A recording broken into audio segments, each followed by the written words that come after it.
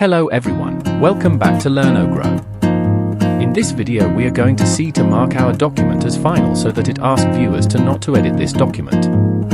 So concentrate on screen. Go to File tab and then Info option.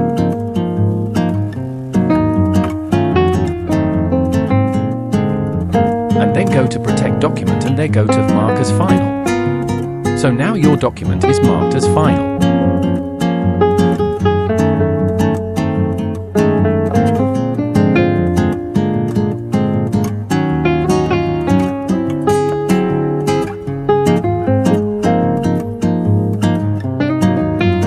In the top of document you can see the marked as final notic.